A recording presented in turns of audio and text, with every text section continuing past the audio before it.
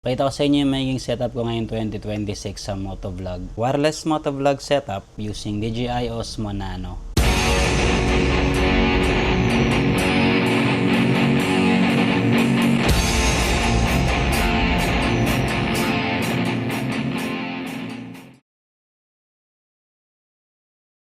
Itong DJI Osmo Nano is modular yung design niya. Pwede mo siyang paghiwalayin, pwedeng magkasama. Kahit alisin mo siyang ganyan, makikita mo pa rin yung nakikita ng screen. Pwede mo siyang i-flip.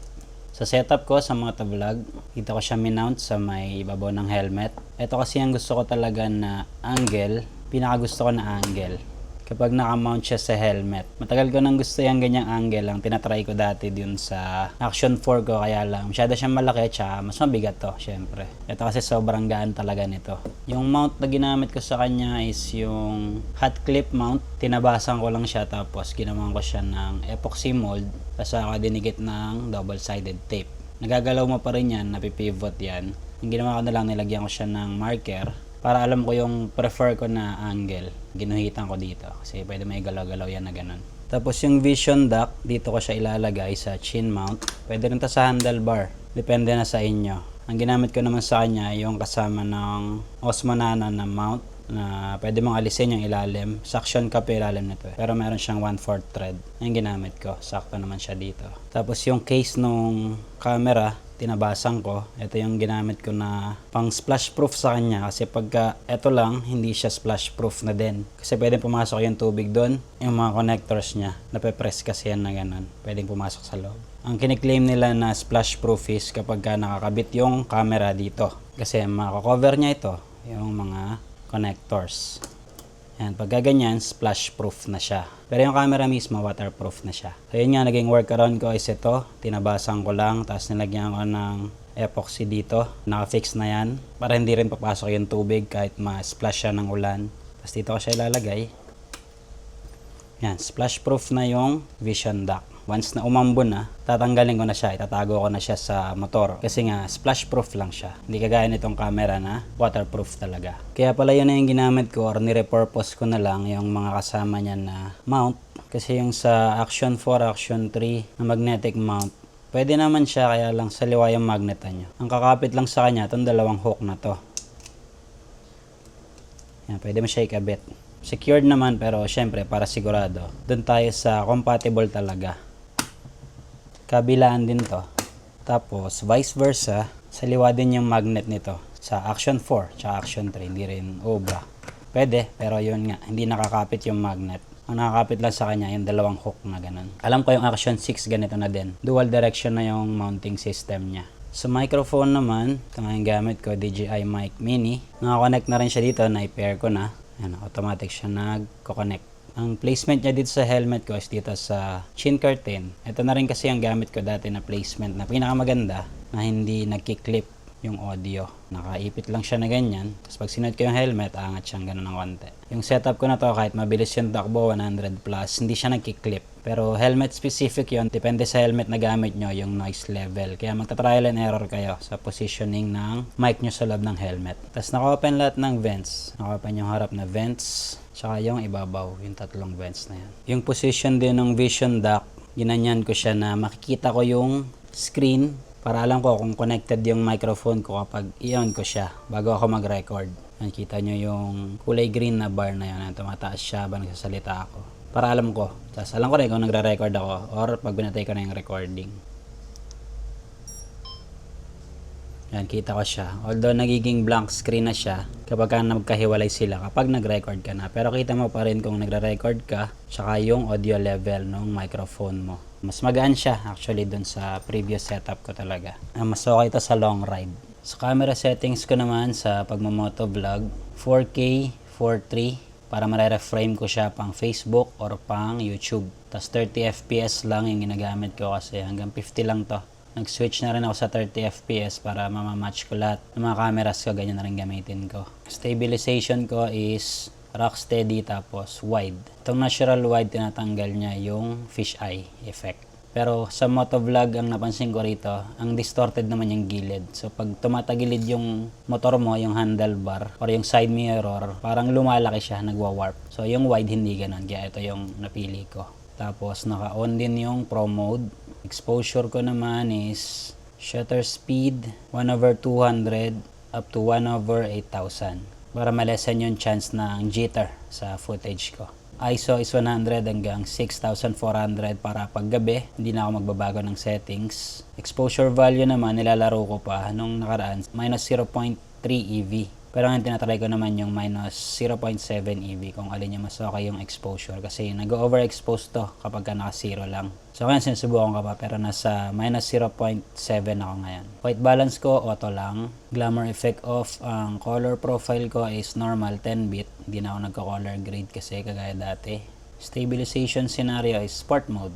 Yung handheld ko is naka-daily lang. Endurance mode naka-off. Image adjustment, dati naka-negative 2 ako sa texture, tapos negative 1. Ngayon, tinatry ko naman yung negative 2. So, mag-experiment na lang din kayo. Sa mic naman, lalabas lang tong ganito kapag ka naka-connect yung microphone na wireless. Channel is stereo, pwedeng mono, pero stereo.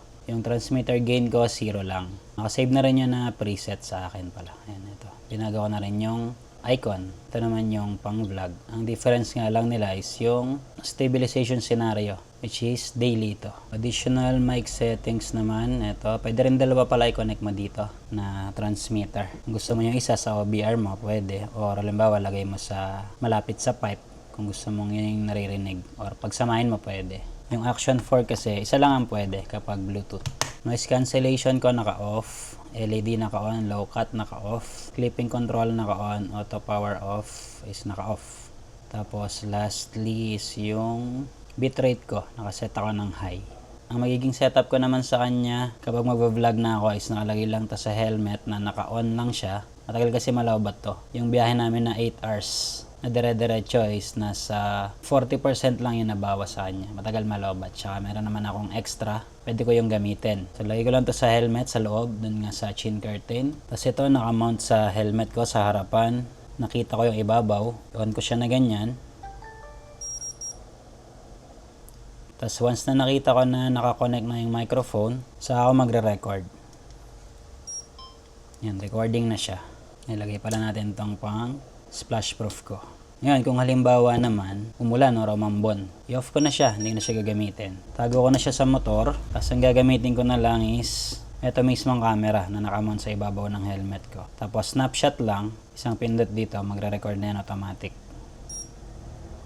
Sa experience ko sa kanya, sa paggamit ko sa kanya na hindi kasama yung vision dock nung nag-track kami, ito lang yung setup ko. Connected palagi yung microphone kapag ganitong way ako nagre-record. Never pa siyang sumablay na hindi nakakonekto habang nagre-record ako ng snapshot or parang quick capture sa GoPro. Sa experience ko so far. Medyo may tiwala na rin ako sa connectivity nila nitong mic mini. Reliable talaga. Yung Action 4 ko kasi, minsan hindi nagko-connect yun eh. Lalo pag snapshot. Ito, never ko pa na-experience na magkaroon ng connection issues sa kanya kapag gamit ko yung wireless mic ko ng DJI Mic Mini. Lagi siyang connected. Once na i-on ko yung device or kahit naka-snapshot mode ako, na ito lang yung gamit ko, yung camera mismo. Test ride naman natin sa kalsada. DJI Osmo Nano with DJI Mic Mini wireless motovlog setup.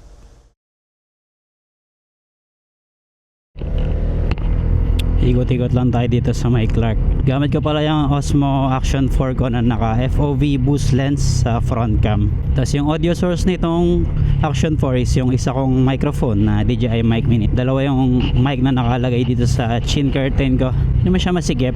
Sakto lang. Medyo tumatama lang ng konti sa baba ko. Pero okay naman, hindi naman siya uncomfortable. Maganda yung ganitong setup kasi wala kang problema kung against the light. Pwede kang mamili. Ito kagaya nito against the light. Pag ito yung ginamit ko, yung nasa helmet ko na camera, yung Nano, ito yung naka-on ngayon kasi hindi against the light to. Yung front cam natin, yung Action 4. Pwede rin naman gamitin nyo yung Osmo Nano na pang front cam kasi nga wireless siya. Lipat-lipat nyo lang. Kaya lang mas maliit yung field of view nito. 143 degrees ang field of view nitong Osmo Nano. Compared sa Action 4, sa stock lens niya is 155 degrees. Tapos itong sa akin naka-boost lens pa kaya mas malaki yan. 185 degrees ang field of view. Lilit ng konti kapag naka-on yung stabilization syempre.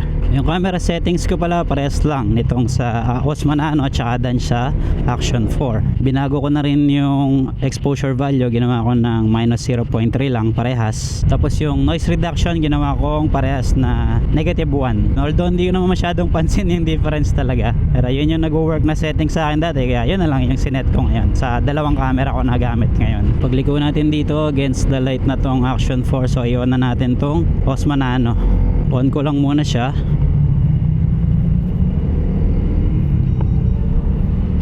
Dinig ko naman yung tunog na naka-on, tapos kita ko na connected na yung microphone, so mag-start na ako ng recording nitong Osmo Nano.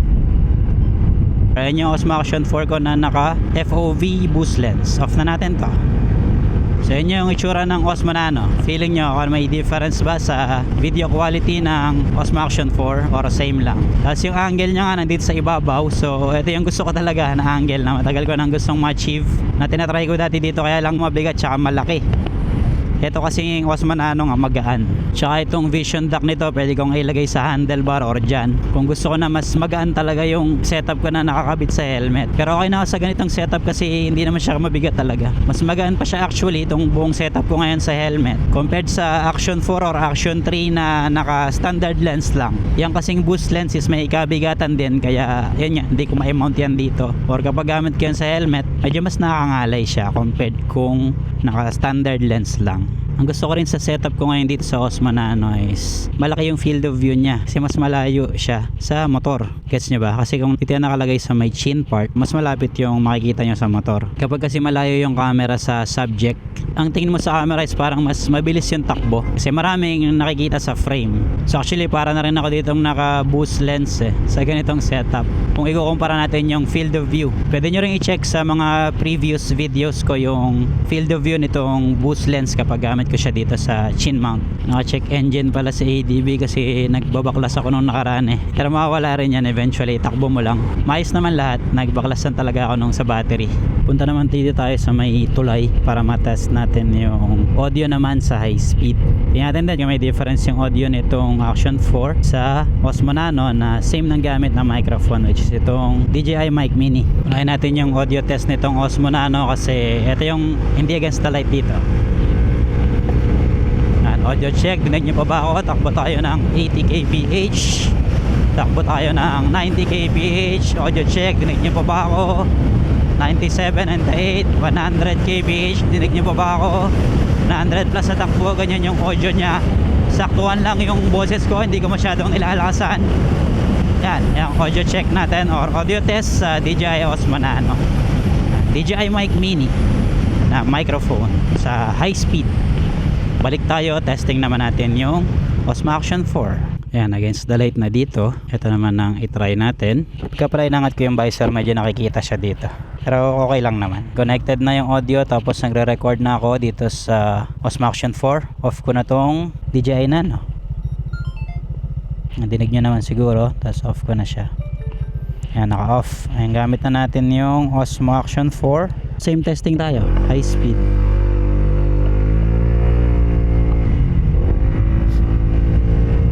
Sound check. So audio check sa takbong 70 kph, dinig niyo pa ba ako? 80 kph sa Action 4, 90 kph, 100 kph sa Osmo Action 4, dinig niyo pa ba ako? Audio check, ganyan yung audio quality niya. And may differences ba siya or difference dito sa Osmo Nano yung kanina? 115 kph ang takbo natin. So comment na lang kayo kung may difference siya. Ngayon, yung audio nito pala sa setup ko ngayon is hindi ko na binabago or hindi ko na ini-EQ. Rekta na siya. Hindi ko pala nabanggit yung sa mic hack. Meron tong mic hack, hindi ko lang napakita. Kalimutan ko. Kaya hindi siya nagpipik kahit mabilis yung takbo. So singit ko na lang to. Ganyan yung ginawa ko dito sa mga microphones ko na DJI Mic Mini. Nilagyan ko siya sa packaging ng mga spare parts ko ng Honda. Yung parang styrofoam siya na malambot. Pinatong ko lang sa ibabaw. Tapos nilagay ko yung wind muff niya. Kaya mas umokay yung audio quality niya ngayon compared dati sa high speed na takbuhan or malakas na hangin. Kasi nung hindi ko pa ginagawa yan, may difference talaga siya na medyo lang, hindi yung sobrang distorted, medyo may konting crackling lang na tunog pag high speed na yung takbuhan. Tapos same settings lang yun, naka 0 decibels lang parehas. Actually kahit nung wala pa ako noon ng styrofoam na packaging sa DJI mic ko, kahit naka negative 12 decibels nga, meron pa rin konting crackling na maririnig kapag high speed. So kaya na-eliminate niya talaga. Ito naman yung vlog settings ko or yung handheld settings. Yan, hawak ko lang yung camera sa kamay ko. Ayan yung video quality niya, tsaka yung audio kapag ka handheld lang. Ang difference lang nito is naka daily yung stabilization setting niya. Kapag helmet mount, naka sport mode siya. Para sa akin, okay na yung field of view niya sa ganito. Pwede ko siyang i-reframe nga ng Facebook at YouTube. Kaya rin palagang 50 FPS lang yan kasi naka 4:3 ako. Pag 16:9 ratio nyo, meron yung 4K 60 FPS. Try naman natin ngayon yung snapshot. Hindi ko i-on tong vision dock. Ito lang ang i-on ko. Or snapshot para makapag-record. Ito ibabaw. Yan, narinig ko na yung tunog niya. Tapos yung vision dock nga naka-off. Ayan, naka-off siya. Ang kailangan ko na lang is magtiwala na may audio to. So, patayin ko na to. Ayan, dito niya na nakikita yung video sa Osmo Nano na naka-snapshot mode siya. Ngayon, kung walang audio to, kung di nag-connect yung microphone natin, edi wala kayong maririnig dito sa part na to ng video. Pero kung may narinig kayo, ibig sabihin okay siya. Pero yun nga, sa experience ko nung nag-track kami sa racetrack, nung gamit ko si Honda Click, yung camera lang gamit ko dito. Ganito rin yung mounting. Yung vision dock ko, iniiwan ko lang, hindi ko ginagamit. Lahat ng videos na nakuhanan ko doon, tas mahaba yung videos. Lahat sila connected yung audio kada magre-record ako. Kaya reliable talaga yung connection niya, yung Bluetooth connection nito Osmo Nano dito sa Mic Mini. Unlike dito sa Action 4 ko na minsan hindi siya nagko-connect talaga, naglolo ko minsan. Ewan ko lang sa Action 5 Pro tsaka sa Action 6, siguro mas maayos na rin yun. So installate na rito, stop na natin to, tapos magre-record na ulit ako na naka-on yung vision dock. Balik na tayo dito, hindi na against the light. So yun nga, kung hindi gumana yung kanina, pahiya ako ng konti. Pero kung gumana yun, edi okay, reliable nga talaga. Ngayon naka-on na yung vision dock, inon ko, tapos ako nag-record. Presyo pala nitong Osmo Nano is nasa 17K. Dito namin nabili sa may SM Pampanga kasi walang stock doon sa SM Clark. Doon kami usually bumibili ng mga cameras na DJI. Yung Action 4, yan, doon namin nabili sa DJI SM Clark. Yung Action 3 sa SM Pampanga ata, Packet 3 naman na gamit ko sa indoor vlog, yung pinag-shoot ko nung unang part ng video. Doon din namin nabili sa SM Clark na DJI. Yung DJI Mic Mini na gamit ko, doon din namin nabili. Isang set nga tong sa akin. Nung una kasi binili ko yung transmitter lang. Kaya lang nabasa siya, nasira. Hindi kasi siya waterproof. Kaya binilan ako ni Javier nitong isang set na. Iniingatan ko na lang na hindi siya mabasa. Yung Mic Mini. Pero kahit naman umuulan, hindi naman ito mababasa pag dito sa loob ng helmet. Tested ko na to. Nakailang biyahe na kami na nagpa-vlog ako na inaabot kami ng ulan. Nung tag-ulan pa. Pero syempre, depende yun sa helmet mo. Tsaka kung yung placement nga ng microphone. Sa battery life naman, hindi ko pa natetest ng long ride. So sa future vlogs, matetest ko na to. Pero dun sa testing ko nito na yun yung pinakamababang recording na sa isang araw yung nag-track kami talaga. Hindi ko naubos yung battery niya. Ilang minutes yun, siguro mga 2 hours plus yung recording or yung footage kong lahat. Hindi ko pa siya nalobat. Ang ginagawa ko na lang pagka medyo na-depleted na yung camera mismo, ilalagay ko lang siya dito sa vision dock, tapos i-charge yung vision dock yung camera mismo. Ganun siya mag-charge. Tapos pag i-charge mo din, kailangan nakakabit dito yung camera sa vision dock. 128 gig pala itong version na to na gamit ko. Meron kasing 64 gig. Tapos meron ako nakasalpak na 128 gig na SD card sa vision dock na kapag puno na yung camera, pwede ko i-transfer yung mga files doon sa SD card ko or parang i-offload mo siya doon. Kasi kapag puno na yung built-in memory nung camera, hindi ka na makapag-record. Kaya kailangan mo nang i-offload sa nakasalpak naman na SD card sa vision dock. So yun yung testing natin dito sa bago kong motovlog setup. Itong DJI Osmo Nano with DJI Mic Mini na mas reliable nga yung connection niya sa Bluetooth. Tapos pwedeng dalawa rin yung microphone. Ito pala, hindi ko lang na-test pero pwede talaga. Pwede may connect ang dalawang microphone sa kanya. So hindi ko lang alin na mauuna kong i-upload na motovlog setup kung ito o yung Insta360 na X5 kasi hindi pa dumadating yung X5 ko. Pero malamang siguro baka mauna yan or depende, bahala na kung alin ang mauna. Pero kahit alin pwede nyong gamitin na pang motovlog setup kung dual cam yung gusto nyong gamitin. Depende na sa preference nyo. Depende rin sa budget. Medyo mas mahal din kasi yung Insta360 X5. Pero ang kagandahan doon, 360 siya.